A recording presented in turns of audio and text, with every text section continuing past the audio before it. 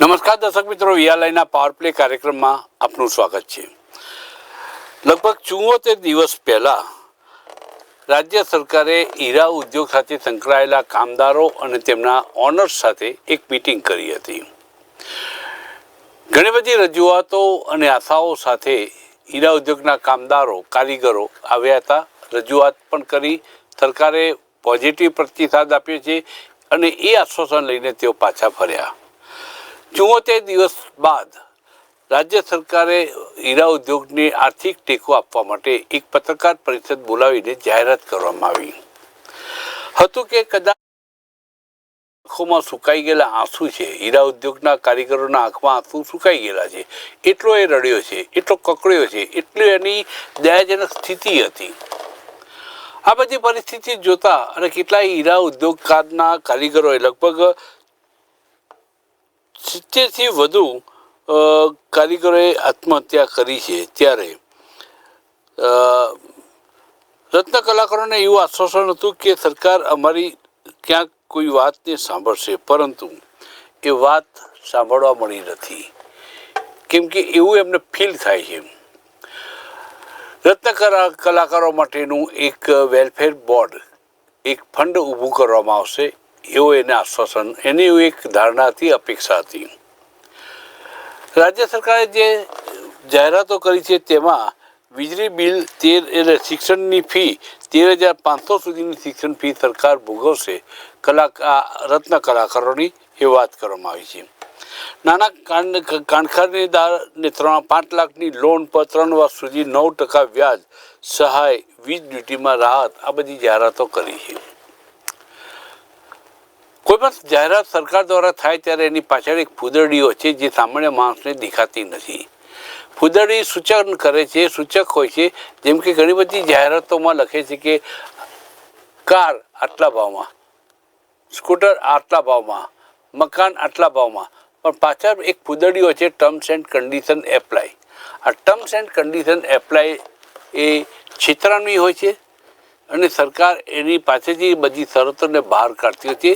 જેમ મદારી છે એ એક ભંડારિયામાંથી એક એના નાક કાઢે, વીછી કાઢે, એ રીતે ધીરે ધીરે એના એ કાઢતો હોય છે અને ત્યારે લોકોને થાય છે કે આપણે જે માનતા હતા એનાથી જુદી વાત છે. છેલ્લા કેટલાય વર્ષોથી હીરા ઉદ્યોગ મંદીમાં પ્રવર્તી રહ્યો છે, મંદીમાં ચાલી રહ્યો છે. કેટલાય હીરાના કામદારોએ આત્મહત્યા કરી છે, પોતે ઉચાડા ભરીને ઘર તરફ પોતાના માદરે વતન જતો રહ્યો છે. પરિસ્થિતિ બહુ જ દયાજનક હોવા છતાં સરકાર કેમ સમજતી નથી કે પોલિયોના દર્દીઓને તમે કાંક ગોળી, ટ્રાયસિકલ આપો, એના કરતાં પોલિયો જ ન થાય એવી વેક્સિન શા માટે આપવામાં આવતી નથી? બસ હીરાના કામદારોની આ જ લાગણી છે. ને આ ચર્ચા આપણે હીરા ઉદ્યોગ સાથે સંકળાયેલા ડાયમંડ વર્ક્સ એસોસિએશનના પ્રમુખ રમેશભાઈ જિલારે આપણી સાથે જોડાયા છે. તેમનું સ્વાગત કરું છું આ પાવર પ્લે કાર્યક્રમમાં. ટૂંક સમયમાં આપણી સાથે જોડાશે રાકેશભાઈ ગેટિયા પણ જોડાશે. ડાયમંડ જોબ વર્ક એસોસિએશનના તેઓ પ્રમુખ છે અને હીરા ઉદ્યોગ સાથે વર્ષોથી સંકળાયેલા છે. સૌથી પહેલાં રમેશભાઈ જિલારિયા સાથે વાત કરી. રમેશભાઈ, આપનું સ્વાગત છે. હેલો, ફરીથી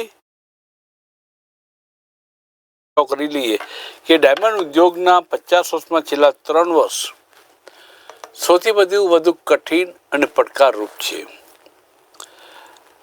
ભૂપેન્દ્રભાઈ પટેલે 11મી માર્ચે ડાયમંડ એસોસિએશનના હોદ્દેદારો સાથે જ્યારે બેઠક કરી ત્યારે આશાનું એક કિરણ સર્જાયું હતું કે રત્ન કલાકારોની તરફેણમાં એ કોઈ સારો નિર્ણય આવશે. ઘરે લાપસીના આંધણ મુકાય એવા સમાચાર ભલે ના આવે, પણ ચૂલા ઉપર ખીચડી ચડે એવા સમાચાર તો આવશે જ. આ એક આશ્વાસન સાથે રત્ન કલાકારો કાગ દોડે, જેમ ખેડૂત દુષ્કાળમાં કાગડોળે વરસાદની મેઘરાજાની વાદળોની રાહ જોતો હોય છે કાગ પક્ષી, એ જ રીતે અત્યારે ઈરાના કામદારો રાહ જોઈ રહ્યા હતા. હવે આપણી સાથે જોડાઈ ગયા છે રમેશભાઈ જેલરિયા અને રાકેશભાઈ ઘેટિયા, એ બંને મહાનુભાવો આપણી સાથે જોડાયા છે. રમેશભાઈ જેલરિયા પ્રમુખ ડાયમંડ વર્ક્સ એસોસિએશનના છે અને રાકેશભાઈ ઘેટિયા ડાયમંડ જોબ વર્ક એસોસિએશનના પ્રમુખ છે.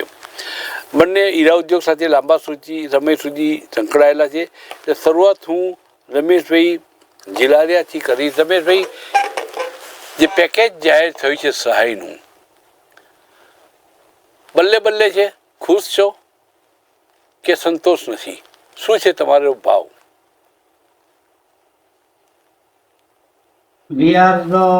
દર્શક મિત્રોનો સૌનો ખૂબ ખૂબ આભાર અને તમારો પણ આભાર. અમે જે સરકારે જે પેકેજ જાહેર કર્યું છે એમાં મુખ્યત્વે બેરોજગાર રત્ન કલાકારોના બાળકો માટે શિક્ષણ ફીનું 13,500નું પેકેજ છે. મુખ્ય બાબત એ જ છે. અને એમાં પણ તમે કીધું ને કે આ છેલ્લે ટર્મ એન્ડ કન્ડિશન હોય, નાના માણસોને ખ્યાલ નથી હોતો. એવી રીતે 2008માં જયારે મંદી આવી ને ત્યારે ગુજરાત સરકારે 2009માં રત્નદીપ યોજના જાહેર કરેલી અને આખા ગુજરાતમાં એના બોડિયા મારેલા કે ભાઈ રત્ન કલાકારોનું તો આ રત્નદીપ યોજનાથી કલ્યાણ થઈ જશે. અને 1200 કરોડનું પેકેજ હતું. સમય જતા અમે આરટીઆઈઓ કરી અને એની માહિતી મેળવી તો એ યોજનામાં 1000 કારીગરોને લાભ નહોતો મળ્યો અને આખી યોજના એમને કાગળ ઉપર હાલી ગઈ હતી. એવી રીતે આ વખતે ન બને એના માટે અમે સક્રિયપણે પ્રયત્નો કરવાના છીએ અને વધુમાં વધુ રત્ન કલાકારોને આ યોજનાનો લાભ મળે એના માટેના પણ અમે પ્રયત્નો કરવાના છીએ. હવે વાત રહી આ નિર્ણયને આવકારવાની, તો સરકારે જે નિર્ણય કર્યો છે રત્ન કલાકારોના બાળકોની શિક્ષણ ફી ભરવાનો, તો એ નિર્ણયને અમને આવકારીએ છીએ. પરંતુ અમારી જે રત્ન કલાકારોની માંગણીઓ હતી એ માંગણીઓ અમે રત્ન કલાકાર કલ્યાણ બોર્ડ બનાવવાની માંગણી કરી હતી. બીજું, હીરા ઉદ્યોગમાં મજૂર કાયદાનું પાલન કરાવવાની કરી હતી. અને સૌથી મોટી અમારી માંગણી એ હતી કે મોંઘવારી જે રીતે વધી રહી છે ત્યારે રત્ન કલાકારોના પગાર વધવાના બદલે ઘટી રહ્યા છે, જેના કારણે અમારો રત્ન કલાકાર આર્થિક રીતે ગુલામી તરફ આગળ વધી રહ્યો છે. ત્યારે જેમ સરકારી કર્મચારીઓને મોંઘવારી નડે છે અને એમના પગારમાં સરકાર સમયાંતરે વધારો કરતી હોય છે, એવી રીતે અમારે હીરા ઉદ્યોગના રત્ન કલાકારોનો પગાર પણ એક નક્કી કરવામાં આવે અને મોંઘવારી મુજબ દર વર્ષે એમનો પગાર વધે અને એના માટે એક ઉચ્ચ સ્તરીય સમિતિ સરકાર બનાવે, એ પણ એક માંગણી હતી. વ્યવસાય વેરો એટલે કે જે વ્યવસાય વેરો છે એમાં આપણે ખબર હશે કે રત્ન કલાકાર એટલે કામદારની કેટેગરીમાં આવે છે. હવે હીરા ઉદ્યોગ છે વ્યવસાય ઉદ્યોગકારોનો છે, કામદારોનો નથી. કામદાર તો અહીંયા મજૂરી કરવા માટે જાય છે, તો મજૂર પાસેથી જે વ્યવસાય વેરો લેવો અનૈતિક રીતે રહે, એ ગેરકાયદેસરનું કૃત્ય છે, એ તાત્કાલિકના ધોરણે બંધ થાય એના માટે અમે રજૂઆત કરેલી. અને જે તમને ખબર હશે કે છેલ્લા ઘણા સમયથી હીરા ઉદ્યોગમાં મંદીના કારણે 70 થી 75 રત્ન કલાકારોએ ખાલી સુરતમાં આપઘાત કરી લીધા છે. આ ગુજરાતના આંકડા નથી, ખાલી સુરતના છે. તો એમના પરિવારની જવાબદારી કોણ ઉપાડશે? એમના બાળકોના શિક્ષણની જવાબદારી કોણ ઉપાડશે? એના માટે અમે સરકારને રજૂઆત કરી હતી. રત્નદીપ કૌશલ્ય વર્ધક યોજના જાહેર કરવામાં આવે, જે બેરોજગાર રત્ન કલાકારો થઈ ગયા છે એના માટે રત્નદીપ યોજના જાહેર કરવામાં આવે એવી માંગણી કરી હતી. ત્યારે સરકારે આ જે પેકેજ જાહેર કર્યું છે એ અમારી માંગણીઓ જે છે એને પૂરતું નથી. નિર્ણય આવકારદાયક છે પણ પૂરતું નથી. એટલા માટે અમે સરકારને વિનંતી કરીએ છીએ કે જે અમારી માંગણીઓ છે, મુખ્ય માંગણીઓ છે, એના ઉપર સરકાર ત્વરિત વિચાર કરે અને રત્ન કલાકાર કલ્યાણ બોર્ડ બનાવે, જેથી કરી અને હીરા ઉદ્યોગમાં કેટલા કારખાના છે, કેટલા કારખાનાઓ કારખાના ધારા હેઠળ નોંધાયેલા છે, કેટલા કારખાના લઘુ અને મધ્યમ ઉદ્યોગ મંત્રાલય હેઠળ નોંધાયેલા છે, કેટલા કારખાના ગુમસ્તા ધારા હેઠળ નોંધાયેલા છે અને કેટલા કારખાના ફેક્ટરી એક્ટ હેઠળ નોંધાયેલા છે, એનો સરકારે પેલા સર્વે કરવો જોઈએ. અને કેટલા કામદારો તેમાં સમગ્ર ગુજરાતમાં કામ કરે છે. ત્યારે સમસ્યાનું સમાધાન ત્યારે જ થાય જ્યારે સમસ્યાઓનો આપણે પૂરો અભ્યાસ કરીએ. જ્યાં સુધી સમસ્યાનો પૂરો અભ્યાસ ન કરીએ, સમસ્યાને સ્વીકારીએ નહીં, ત્યાં સુધી કોઈ પણ સમસ્યાનું નિરાકરણ થતું નથી. એટલે સરકારનો જે પેકેજ છે, પેકેજ આવકારદાયક છે, પણ હીરા ઉદ્યોગમાં ઈ પાટાપિંડી સ્વરૂપનું કામ કરશે. એ કોઈ લાંબા ગાળે રત્ન કલાકારોને ફાયદો થાય, હીરા ઉદ્યોગમાં કારીગર આવતો થાય, જે રમેશભાઈ, રત્ન કલાકારો હીરા રમેશભાઈ, ઉદ્યોગ છોડીને જતા રહ્યા છે, એ પાછા આવે એવો કોઈ રમેશભાઈ, પેકેજ આ નથી. રમેશભાઈ, મારો એ જ મુદ્દો છે કે આ પેકેજમાં હાજી. 13,500 સુધીની શિક્ષણ ફી વર્ષની આપવા માટે સરકારે જાહેરાત કરી. નાના કારખાનેદારને જે લોકોનું 2.5 કરોડથી ઓછું રોકાણ છે, ટર્નઓવર છે, એ લોકોને 5 લાખની લોન પર 3 વર્ષ સુધી 9% વ્યાજ સહાય આપવામાં આવશે. આ કારખાનેદાર એટલે જે માલિક છે એના માટેની સહાય છે, જ્યારે કામદારને 13,500 સુધીની શિક્ષણ ફી અપાશે એવી જાહેરાત કરવામાં આવી છે. સરકારી કોલેજ સ્કૂલોમાં પણ અને કોલેજોમાં પણ કદાચ આનાથી વધારે ફી હોય, અને મોટાભાગે પ્રાઇવેટ એજ્યુકેશનનું જે રીતે બોલબાલા વધતી ગઈ છે એ જોતાં ત્યાં આગળ ફી ઓછામાં ઓછી 45,000, 50,000 કે 40,000 એટલી ફી હોય ત્યારે આનાથી પરિસ્થિતિ એવી થશે કે દિવસો સુધી ભૂખ્યો માણસ અને એનું બિસ્કિટ ખવડાવીને પારણા કરાવીએ એનાથી વિશેષ લાગતું નથી આ સહાય. આવું કેટલાક હીરાના કારખાનેદારોના મજૂરો જે કારીગરો છે એવું તેઓ કહેતા હોય છે. એટલે આ તો બિસ્કિટ ખાઈને પેટ ભરવા જેવી વાત થઈ. આનાથી કોઈ રાહત મળશે ખરી ખરેખર કારીગરોને? બીજો મુદ્દો એ છે, જે કારીગરો મંદીના કારણે હતાશ થઈને, નિરાશ થઈને સુરત છોડીને પોતાને માદરે વતન અમરેલી કે ભાવનગર કે સૌરાષ્ટ્ર તરફ પાછો વળી ગયો છે, એ લોકોને આ લાભ મળશે કે સુરતમાં અત્યારે વસી રહ્યો છે એને જ લાભ મળશે? આની સ્પષ્ટતા છે ખરી? હજી સુધી એની સ્પષ્ટતા નથી, પરંતુ અમને પત્રકાર પરિષદમાં મીડિયા મિત્રો દ્વારા એવું જણાવવામાં આવ્યું કે સુરત કલેક્ટરશ્રીના અધ્યક્ષસ્થાને કમિટી બનશે અને કમિટીમાં સુરત કલેક્ટર સાથે શ્રમ અધિકારી અને શિક્ષણ અધિકારી અને હીરા ઉદ્યોગના સંગઠનોના પ્રતિનિધિઓ એ સમિતિમાં સામેલ થશે અને સમિતિ એના ક્રાઇટેરિયા નક્કી કરશે. હજી હાલમાં એવી કોઈ જ માહિતી અમને એવી મળી નથી કે આના શું ક્રાઇટેરિયા છે. સૌરાષ્ટ્રમાં માદરે વતન જતો રહેલો જે હીરાનો કારીગર છે એના બાળકોની શૈક્ષણિક ફીમાં આનાથી કોઈ લાભ થશે એની કોઈ સ્પષ્ટતા સરકારે હજુ સુધી કરી છે ખરી તમારી પાસે? ના, બિલકુલ કરી નથી. હજી સુધી તો સરકારે એ પણ સ્પષ્ટતા નથી કરી કે આના લાભાર્થી ખરેખર કોણ બનશે. બેરોજગાર રત્ન કલાકાર બનશે તો બેરોજગાર કેવી રીતે સાબિત થશે? અને અર્ધ બેરોજગાર છે જે 30-40 હજારના પગાર ધરાવતા એ લોકો 15-20 હજારનું કામ કરે છે, તો એ લોકોને આ સરકારની શિક્ષણ સહાય મળશે કે કેમ? એના બાળકોને મળશે કે કેમ? એ પણ હજી પ્રશ્ન ચિહ્ન છે. અને આવનારા સમયમાં કદાચ નક્કી થાય સમિતિ દ્વારા કે કોને કોને લાભ મળવા પાત્ર છે. બીજું એ છે કે 13,500 એ ખૂબ ઓછી રકમ છે. કમસે કમ 25,000 રૂપિયા તો સરકારે રત્ન કલાકારોના બાળકો માટે ફીને ધારાધોરણ નક્કી કરવા જોઈતા હતા. 13,500 માં તો સિનિયર કેદીને રમેશભાઈ, નોટબુકો છે, પુસ્તકો છે, ડ્રેસ છે, સાયકલ છે, આ બધાનો ખર્ચો કેવી રીતે કાઢો? આ માત્ર શૈક્ષણિક ફીમાં રાહત આપી છે, એ પણ ધારા ધોરણ નક્કી કરશે કમિટી, એ પછી આપવામાં આવશે. એટલે આને સહાય કહેશો કે લોલીપોપ કહેશો? આમ તો પેકેજ લોલીપોપ જેવું જ છે. આપણે તમને ખબર હોય તો કોઈ કુદરતી આફત આવે ને ત્યારે સરકાર જાહેર કરતી હોય છે કેશ ડોલ. કેશ ડોલ એવા રૂપમાં હોય કે કોઈને 1,000 ને કોઈને 2,000 ને કોઈને 5,000 ને કોઈને 10,000 ને, જેવી રીતે ખેડૂતોને આવે એવી જ રીતે રત્ન કલાકારો માટે આ લોલીપોપ સમાન જાહેરાત છે. પરંતુ છતાં પણ અમે એમને આવકારીએ છીએ, કેમ કે અત્યારે હીરા ઉદ્યોગમાં રત્ન કલાકારોની પરિસ્થિતિ ખૂબ જ દયનીય છે. મોટી સંખ્યામાં હીરા ઉદ્યોગમાંથી રત્ન કલાકારોએ પલાયન કર્યું છે. મોટી સંખ્યામાં રત્ન કલાકારો બેરોજગાર છે. ત્યારે સરકારે આ લીધેલા નિર્ણયને અમે એટલા માટે આવકારીએ છીએ. જી, રાકેશભાઈ ઘેટી આપણી સાથે જોડાઈ ગયા છે, ડાયમંડ જોબ વર્ક એસોસિએશનના તેઓ પ્રમુખ છે. રાકેશભાઈ, સુરતમાં હીરાની જે કારખાનાઓ છે એની સંખ્યા કેટલી છે અને આ કારખાનાઓમાં કામ કરતા જે કારીગરો છે એમની સંખ્યા કેટલી છે? હું 3 વર્ષ પહેલાંની વાત કરું છું અને આજે કેટલી છે? આજે કારખાના જોબ વર્ક કરતા કારખાના લગભગ 2500 થી 5000 સંખ્યા છે. એમાં ઘણા બધાએ કારખાના આજે બંધ કરી દીધા છે અને ઘણા કારીગરો નાના વર્ગના કારીગરો હોય એમાં, જેથી કરીને ફેમિલી વર્કર તરીકે કામ કરતો હોય તો 10-15 હજારમાં કામ કરે છે તો એનું કાંઈ કામ થતું નથી.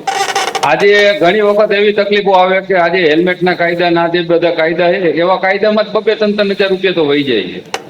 કે માની લો કોઈક વખત રસ્તા બંધ હોય તો એ રોડ અને બીજી સાઈડમાં જતો હોય તો એવા પ્રોબ્લેમ ઘણા બધા છે. તો જેવા કાયદા છે કાઢે છે એક બાજુ સરકાર લેવાના પૈસાના, તો એ પ્રમાણે સહાય કરવાના કાયદા હોવા જોઈએ. કાયદા ખાલી જે રેગ્યુલર કારીગર જી રાકેશભાઈ, જે કારીગર રેગ્યુલર હીરાના કારખાનાઓમાં જઈને પોતાની કારીગરીનું કૌવત બતાવીને જે પૈસા કમાય છે અને જોબ વર્ક કરતા જે લોકો છે જે જોબ વર્ક ઉપર જ જીવતા હોય છે તેમને એમાંથી આ જોબ વર્કવાળા જે કારીગરો છે એને આ આર્થિક સહાયનો લાભ મળશે કે કેમ, એની સ્પષ્ટતા તમારી પાસે આવી છે કે કેમ? એટલે મતલબ કે નથી આવી. જી, આજે જે 9% વ્યાજ છે તો 9% તો બહુ મોંઘું કહેવાય. આજે એને ઓછા વ્યાજ દરમાં એને 2 મહિના 3 મહિના જેમ ક્રેડિટ કાર્ડ મળે એ રીતના ક્રેડિટ મળવી જોઈએ. આવી બધી સહાય મળે તો કારખાના જોબ વર્ક વાળા એ ટકી શકે અમે, ને તો નાના કારીગરને પણ રોજગાર આપી શકે અમે. હવે 9% એ વ્યાજ ઊભું કરી શકતો હોય તો એને ક્યાં લોન લેવાની જરૂરત છે? 9% સુધીની વ્યાજ સહાય એટલે માની લો કે 9% એટલે બેંકોમાં અત્યારે 8 થી 9% વ્યાજ દર ચાલે છે. એટલે કોઈ હીરાના કારખાનેદાર પોતે 5 લાખ રૂપિયાની લોન લે તો એને 9% વ્યાજ જે બેંકો વસૂલ કરે છે એ વ્યાજ સરકાર આપશે, આવી કોઈક સમજ હું સમજ્યો છું જે સરકારે જાહેરાત કરી છે તેમાં. પરંતુ કારખાનેદારને ફાયદો થાય છે. કારખાના વાળાને ફાયદો, કારખાના જોબ વર્ક કરતાને ફાયદો થશે તો નાના કારીગરો હોય એને ફાયદો મળશે કે એને રોજગાર મળશે કે એની મશીનરી લેવામાં કોઈ ફાયદો થવો જોઈએ. કોઈ વખત કારીગરને કાંઈક આફત આવી હોય તો શેઠ પાસે પૈસા છે તો કારીગરને આપશે, પણ શેઠ જ અત્યારે બંધ કરવાની અણી ઉપર આવી ગયા. આજે છેલ્લા 1 મહિનામાં 20 કારખાના નોંધાણા કે બંધ કરે જોબ વર્ક કરતા કારખાનેદાર. જી, તો આવી પરિસ્થિતિમાં કે જોબ વર્ક કરનારા તો ઠીક છે પણ જી આપ બોલો, આપ આપની વાત પૂરી કરો. બીજી વસ્તુ એવી છે કે આજે જે મજૂરીના કામ દરો એટલા બધા ઘટાડવામાં આવે, શોષણ કરવામાં આવે, આનો ફાયદો વિદેશી ભૂરી ચામડી લઈ જઈએ કે જે ગોરિયાઓ લઈ જઈએ એવું શું કામ કરવું જોઈએ? આજે બધાએ એકતા મેળવીને એક ફિક્સ કરવું જોઈએ કે આટલી કલર પેરેટી ઉપરના હીરા છે જે બંધારણ છે રેપા કોટનું બનાવવામાં આવે કે DVBS છે હીરો, તો ઉપર જે આપના ઉપરના ગરાગો છે જે આપને તો એને થોડોક માલ વધુ મોંઘો વેચે તો એમાં કારીગરનું શોષણ થતું અટકી જાય એમ, કારખાનાને વળતર મળે એમ અને પોતાને પણ વળતર મળે એમ. હવે આજે અમે જ્યારે હું પોતે પણ વેપારી પણ છું કે આજે હું પેલા 1 કિલો વેચતો તો મને એમાં 10% દાખલા તરીકે નફો મળતો તો લાખ રૂપિયા મળતા, ને આજે 10% નફો મળે તો 1000 રૂપિયા મળે છે. તો આવું આટલો બધો ડાયમંડ સસ્તો કરવાની જરૂર શું છે? પહેલો પ્રશ્ન તો એ છે કે આજે હોટલોનો જે મોટી હોટલો 5 સ્ટાર હોટલો રાખીને તો અહીંયા હોટલનું ભાડું 10,000 છે તો કેરેટનું ડાયમંડ અત્યારે 10,000માં વેચે. શું જરૂર છે આવી સસ્તું વેચવાની? આ લક્ઝરિયસ આઈટમ છે, જેને પહેરવીને લેવાના છે અને સામે આલીને વેચવા જઈશું તો નથી મેળવવાનો. તો આવું સસ્તું કરીને કારીગરનું શોષણ ન કરાય. મારું તો આટલું જ કેવું છે. રાકેશભાઈ, બીજું મારે સમજવું છે કે જે હીરાના કારખાનેદારો છે ટર્નઓવર ઓછું થવાના કારણે કામકાજ ઓછું કર્યું, 30,000નો પગાર જે કારીગરોને આપતા હતા એ લોકોને અત્યારે 10-15 હજારમાં એમને નોકરી કરવી હોય તો કરો, નહીં તો છૂટા થઈ શકો છો એવું તડને ફળ કહી દીધું. એટલે કારીગરોની સંખ્યામાં પણ ઘટાડો થયો અથવા તો સમાધાન કરીને 2 રોટલા ખાવા માટે દિવસ સાંજ 2 ટાઈમ ખાવા માટે એ નોકરી કરે છે, પરાણે કરે છે. મારે આપણે એ જાણવું છે કે હીરાનો એવો કયો કારખાનેદાર છે રાકેશભાઈ જેને 1 પણ રૂપિયાની લોન એના માથે આજે ના હોય? મોટાભાગના લોકો સાધનો વસાવવા માટે, બિઝનેસ કરવા માટે લોન લઈને બેઠા હોય, પોતાનું હીરાના કારખાનું પણ એ સામે લોન સામે એને તારણમાં મૂક્યું હોય, પોતાની સંપત્તિ પણ તારણમાં મૂકી હોય. હવે આવા લોકોને 5 લાખ રૂપિયાનું લોન સરકાર વ્યાજ કેવી રીતે ચૂકે? બેંકો જ લોન આપવા તૈયાર નહીં થાય કે તમારી કેપેસિટી કરતાં ઓલરેડી વધારે લોન લઈને બેઠા છે, હવે તમારી પાસે તારણમાં મૂકવા જેવું કંઈ છે નહીં, તો અમે તમને લોન શાના માટે આપે? તો કેવી રીતે લોન લેશે? એ તમારી 100% વાત સાચી છે સાહેબ. કેમ કે આજે લોન આપવાની જ નથી તો સહાય ક્યાંથી આવવાની? જે 9%ની સહાયની વાત છે, લોન આપવાની જ નથી તો સહાય ક્યાંથી આવવાની? એ આ બધી એને ગુંગળામણ વાળી વાત છે. આજે કોઈ પણ બેંક વાળા વાળે વાત કરી આજ લોન લેવી અમારે મશીનરી માટે, તો ડાયમંડ સેક્ટરમાં આપતા નથી, સીધી અહીંયાથી વાત કરીને અટકાવી દઈએ. તો આ એક બાજુ જાહેર કરે ને એક બાજુ ડાયમંડ વાળાને આપતા નથી, તો આ બેનો તાલમેલ કેમ કરવો? એ જ સમજમાં નથી આવતું. હું રમેશભાઈ જિલારિયા પાસે આવીશ કે મંદી છે ડાયમંડ ઇન્ડસ્ટ્રીમાં. એ સંજોગોમાં બેંકનો કઈ બેંક પોતે રાષ્ટ્રીયકૃત અથવા ખાનગી બેંક ડાયમંડ ઇન્ડસ્ટ્રીના માલિકોને, ડાયમંડના માલિકોને, ડાયમંડના કારખાનેના માલિકોને વ્યાજે એટલે લોન આપવા તૈયાર થાય? લોન આપે તો 9% માફી મળે, પણ લોન આપવા તૈયાર થશે કે કેમ? અત્યારે મંદી જે રીતે ચાલી રહી છે એ જોતા પહેલો પ્રશ્ન એ છે. અને બીજો પ્રશ્ન મારો એ છે રમેશભાઈ કે માની લો કે લોન લેવા માટે એ હક સાથે જાય છે, હક દાવા સાથે કોઈની ભલામણ કરાવે છે, કોઈનું પ્રેશર કરાવે છે, પણ મોટાભાગના હીરાના કારખાનેદારો હીરાના જે કંઈ એની કારીગરી માટેના જે મશીનો છે, હીરાના કારખાના માટેનું જે મકાન છે, આ બધું જે સ્થળ છે, આ બધા ઉપર એ લોન લઈને બેઠો હોય ત્યારે કઈ વસ્તુ તારણમાં મૂકે છે એને લોન મળે? તારણમાં મૂકવા જેવું કશું બચ્યું નથી. કયો હીરાનો કારખાનેદાર છે કે જેને 1 રૂપિયાની લોન ના લીધી હોય? તો લોન નહીં મળે તો એનું લોન નહીં મળે તો એને કેવી રીતે એને વ્યાજ મુક્તિ મળશે અથવા માફી મળશે 9%ની? લોનમાં છે ને હીરા ઉદ્યોગમાં તમને કદાચ ખ્યાલ હશે કે હીરા ઉદ્યોગના કારખાના ઉપર લોન મળે જ નહીં. ન મળવાનું કારણ છે કે નાના કે મધ્યમ જે હીરાના કારખાના છે એ ક્યાંય નોંધાયેલા હોતા નથી, અને નોંધાયેલા ન હોવાના કારણે એને લોન મળતી નથી. અને સરકાર છે એવી યોજના જાહેર કરવી જોઈએ કે બેંક મારફતે પણ સરકાર લોન આપે. આ જે યોજના છે એમાં વ્યાજ માફીની યોજના છે, લોન આપવાની કોઈ યોજના નથી. હવે અત્યારે જે ભાઈ રાકેશભાઈએ કીધું એવી રીતે ડાયમંડ પ્રોફાઇલમાં કોઈને કારીગરને કે માલિકોને કોઈને બેંકો લોન આપતી જ નથી. જ્યારે લોન આપતી નથી તો પછી લોનમાં વ્યાજની માફીની યોજના કેવી રીતે લાગુ થાય? લોન મળે જ નહીં તો લોન વ્યાજ માફીની કેવી રીતે યોજના લાગુ થાય? સરકારે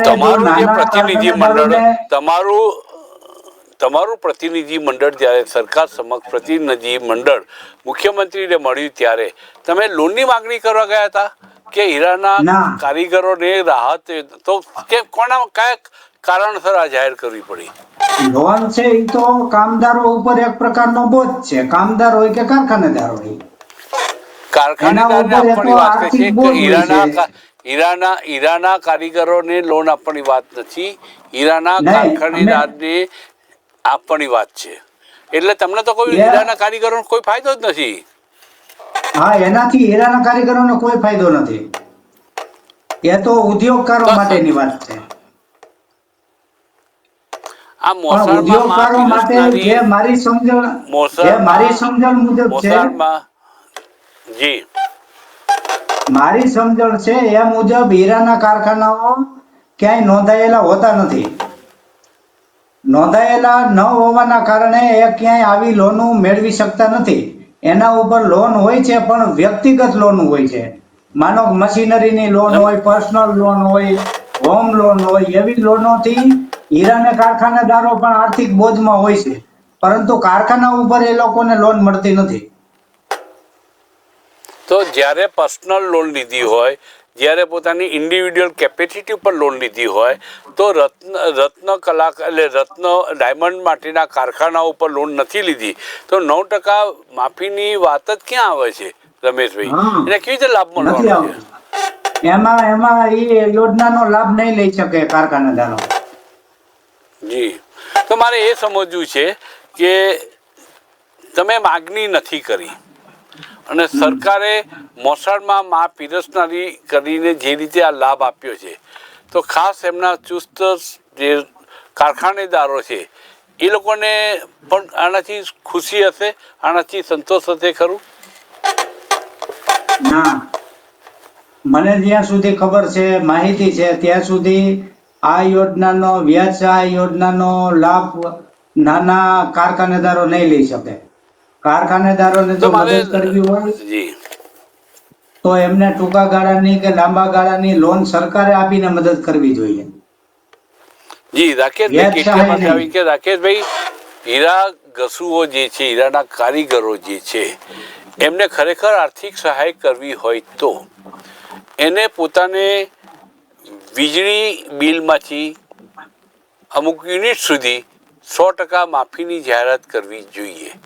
હીરાના કારખાનેદારોને માટે માફી યોજના જાહેર કરી છે. હીરા ઘસુ પોતે માંડ 2% પેટ ભરી શકે એટલી આવક રહી છે. ત્યારે શિક્ષણની ફીમાં પણ રાહત જાહેર કરી છે. એ રકમ ખૂબ નાની છે.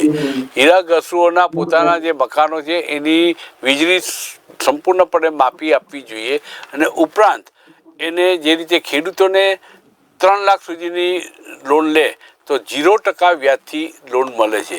સંપૂર્ણ માફી લોન વ્યાજમાં જે આપે છે અને જ્યારે ભર્યું હોય ત્યારે એ 3 લાખ રૂપિયાની લોન ભરી શકે છે. એ પ્રકારની યોજના છે. આવી યોજના ડાયમંડના હીરા ઘસો માટે સરકારે જાહેરાત કરવી જોઈએ એવી રજૂઆત કેમ થતી નથી? મારા હિસાબે જે જીવન જરૂરિયાત વસ્તુ છે કે નોર્મલ જેમ લાઇટ બિલ આવે ફરજિયાત છે, શિક્ષણ એ ફરજિયાત છે, તો આ બધામાં કારીગર જે કારખાનાની નોંધણી હોય કે ન હોય, કે જ્યારે એના ઉપર વેરો લેવામાં આવે છે કે એના પાન કાર્ડ ઉપર વેરો લેવામાં આવે છે તો ત્યારે નોંધણી થાય છે. તો એ ઉપર એને રાહત આવવી જોઈએ કે રત્ન કલાકાર છે તો એને રત્ન કલાકારનું બોર્ડ મળે કે નામ મળે તો ત્યારે એને સહાય મળવી જોઈએ બધી પ્રકારની, કે જે લાઇટ બિલમાં મળવી જોઈએ કે શિક્ષણમાં મળવી જોઈએ. એવી પ્રાઇવેટ સ્કૂલોમાં રત્ન કલાકારનો છોકરો હોય તો એને ડાયરેક્ટ લાભ મળવો જોઈએ. આવી બધી યોજના હશે ને તો રત્ન કલાકાર નવા બનશે. પણ જ્યારે ભવિષ્યમાં બધાને જ્યારે ડાયમંડ પહેરવું હશે ને, કે માની લો દાખલા તરીકે મારે પહેરવું હોય તો મને આવડતો હશે ને તો જ હું બનાવી શકીશ ડાયમંડ, ને તો હું પહેરી શકીશ. આવી પરિસ્થિતિ સર્જાશે. જો આ ધંધાને ઉદ્યોગને ટકાવી રાખવો હોય તો રત્ન કલાકાર જે કારીગર આમાં કેમ વધારે પડતા આવે અને કઈ રીતના એનો વધારે ફાયદો થાય અને એના માધ્યમથી જ આ ઉદ્યોગ હાલે છે. કે કોઈ શેઠિયા કે મારાથી કે તમારાથી કોઈથી ઉદ્યોગ નથી હાલતો. આ કલાકાર હશે તો આ ઉદ્યોગનો વિકાસ થશે. આ કલાકાર જ નહીં હોય તો ઉદ્યોગનો વિકાસ નહીં થાય. જેમ કે ભવિષ્યમાં ભૂતકાળમાં ડાયનોસોરનું નામ સાંભળ્યું પણ અત્યારે વર્તમાનમાં જોવા નથી મળતા, તો એક દિવસ એનું અસ્તિત્વ નથી રહ્યું. તો આવી રીતના આમાં પણ એવી જ પરિસ્થિતિ આવશે. આજે પટલા હીરાના કારીગરોને ગોતી જ્યારે અમે કઈ કે અમારે ડિમાન્ડ જાગે તો આજ કારીગર નથી મળતા સારા કટમાં. તો શું કારણ? કે એનું વળતર નથી મળતું, એના કારણે કારીગર નથી મળતા. તો જ્યારે ભવિષ્યમાં જ્યારે કલાકારીનો જ્યારે ભાગ જરૂર પડશે ત્યારે આ પરિસ્થિતિ સર્જાશે. તો આ ઉદ્યોગ ભાંગી પડે નહીં એના માટે થોડીક આવી બધી પરિસ્થિતિનો સામનો આવા આયોજનથી કરી શકાય. ને આ બધું કેવું છે કે એકદમ નાની વસ્તુ છે. આમાં કઈ ઉદ્યોગની જેમ પૈસા જાજા નથી જોતા કે નોર્મલ વસ્તુ તમે આપો તો એ ટકી શકે ને કારીગર. નકર તો અત્યારે ઘણા બધા મારી નજર સામે 100 થી 200 કારીગર એવા છે, 100 થી 200 કારીગર એવા છે કે એ ચા પાણીની લારી કરી, કોઈ પાણીપુરીની કરી, કોઈ વડાપાવની કરી, અનેકો ધંધા કર્યા છે. અને ઘણી વખત આપણે યુટ્યુબ અને ફેસબુકમાં આવું જોવા મળે જ છે. તો જ્વેલરીનો કારીગર પાણીપુરી વેચે તો કેટલી શરમજનક વાત કહેવાય આ ઉદ્યોગદાર માટે. એ તો વિચારો ખાલી. કેટલા કારીગરો, કેટલી સંખ્યામાં, કેટલા ટકા કારીગરો સુરત છોડીને પોતાના માદરે વતન જતા રહ્યા છે? અંદાજ કેટલો છે આપને? મારા હિસાબે તો 30% તો પાકા. એથી વધારે હોય તો ખબર નથી મને, પણ 30% કારીગરો. આજે અમે જયારે છેલ્લે એક રીલ બનાવી હતી ત્યારે મેં બધા કારખાનેદારના ફોટા મગાવ્યા હતા, તો એમાં 30% કારીગર જ હતા, 70% કારીગર નહોતા. તો એ બીજા ધંધામાં ગયા હોય તો જ થાય ને આ પરિસ્થિતિ. અને જયારે આજે જોબર્ગમાં માલ આપે છે વેપારીઓ, ત્યારે વેપારીઓ આજ નુકસાની કાપવાની વાત કરે છે કે કારીગરની નુકસાની કાપો તમે. તો આ બધી વસ્તુ નુકસાની કાપવાની વાત હોય તો કારીગર કામ જ કામ કરે એનાથી નુકસાન થાય ને સાહેબ. કામ જ ન કરે તો એના જી, શું રમેશ. નુકસાન થવાનું? રમેશભાઈ પાસે હું આવીશ ફરીથી, રમેશભાઈ જિલારિયા પાસે. રમેશભાઈ, આ પેકેજ જાહેર કર્યું, વાસ્તવમાં ખરેખર તો આવનારા સમયમાં ખબર પડશે કે આનાથી કેટલી રાહત થાય. પણ આ પેકેજ જાણીને કેટલા કારીગરો માદરે વતન જતા રહ્યા છે એ પાછા સુરતમાં આવી શકે, આપણી ધારણા કેટલી છે? પાછા આવી શકશે? આ પેકેજ થી કોઈ રત્ન કલાકારો પાછા ન આવે. રત્ન કલાકારોને અત્યારે રોજગારીની સુરક્ષા જોઈએ છે. રત્ન કલાકારોને અત્યારે સામાજિક સુરક્ષા જોઈએ છે. રત્ન કલાકારોને અત્યારે મિનિમમ વેજીસ જોઈએ છે. રત્ન કલાકારોને અત્યારે એના પરિવારનું ઘર ગુજરાન ચાલી શકે ને એની ગેરંટી જોઈએ છે. અને હીરા ઉદ્યોગમાં એનું જે સન્માન પહેલા 30 વર્ષ પહેલા હતું, માન સન્માન, એવું પાછું એને મળે ને તો એ રત્ન કલાકારો પાછા આવશે. બાકી મોટા ભાગના રત્ન કલાકારો જે હીરા ઉદ્યોગ છોડીને જતા રહ્યા છે એમાંથી 5-10% કદાચ મજબૂરી વશ થઈ, અને દરેક ધંધામાં એવું હોય છે કે 100 માણસો બીજા ધંધામાં જાય તો 5-10 લોકો સેટ ન થાય, અને સેટ ન થાય 5-10% હીરા ઉદ્યોગમાં પાછા આવે. બાકી મોટા ભાગના રત્ન કલાકારો પાછા આવતા નથી. અને એના કારણે જે ભાઈએ વાત કરી ને કે સારા સમયમાં આપણે કૌશલ્ય વર્ધક રત્ન કલાકારો ગોતવા જવા પડશે તો એ રત્ન કલાકારોને સેટ ને રત્ન કલાકારો નહીં મળે, આ વાત નોંધી લેવી. જી, થેન્ક યુ રમેશભાઈ. અને અત્યારે ચર્ચાનો જે સૂર નીકળ્યો છે એ મુજબ 85 કરોડ લોકો, દેશની જનતાના 85 કરોડ લોકો, 140 કરોડ છે, 85 કરોડ લોકોને મફત અનાજ સરકાર પૂરી પાડી રહી છે. રત્ન કલાકારોના ઘર સુધી આ મફત અનાજ યોજના જાય છે કે કેમ એ તપાસનો વિષય છે, ચર્ચાનો વિષય છે. આરોગ્યની જે સેવાઓ સરકારે અલગ અલગ જે મા કાર્ડ, પ્રધાનમંત્રી આરોગ્ય યોજના જે છે એના હેઠળ જે યોજનાઓને એ લઈ લેવામાં આવે છે, એનો લાભ રત્ન કલાકારો સુધી પહોંચે છે કે કેમ, કઈ કઈ બીમારીઓમાં નથી મળતો. અને માની લો કે ઇમરજન્સીમાં કોઈ પણ પ્રાઇવેટ હોસ્પિટલમાં જવું પડે, સાધારણ તાવ આવ્યો હોય, સાધારણ ખાંસી થઈ હોય કે બીમારી થઈ હોય, એમાં એને ડૉક્ટરને ફી ચૂકવવી પડે છે, એમાં માફી કેટલી મળે છે એ બાબત પણ અગત્યની છે. રત્ન કલાકારોના પોતાના વીજ બિલમાં માફી મળે એવી એક અપેક્ષા રત્ન કલાકારોની છે. અને મ્યુનિસિપલ ટેક્સ જે અલગ અલગ પ્રકારના ટેક્સીસ આવે છે એમાં એને રાહત મળે છે કે કેમ એ પણ એક ચર્ચાનો વિષય છે. નથી મળતી એ સૌ કોઈ જાણે છે. સરકારે રાહત યોજનાના નામનું પેકેજ જે જાહેર કર્યું છે, કેટલીક હજુ અધૂરપ છે, કેટલીક અધીરાઈ છે. જોકે જાહેરાત કરી છે એ માટે અભિનંદન, પરંતુ હજુ ઘણું સારું પેકેજ બનાવી શકાય તેમ હતું. અને તો રત્ન કલાકારોના ઘેર લાપસીના આધાર મુકાત, અત્યારે તો ખીચડીનો આધાર મુકાશે કે કેમ એક પ્રશ્ન રહે છે. ચર્ચાનું અહીં સમાપન કરું છું. આજથી પાવર પ્લેમાં અત્યારની વાત. નવા વિષય સાથે ટૂંક સમયમાં ફરીથી પાવર પ્લેમાં મળીએ છીએ. જોતા રહો VR લાઈવ.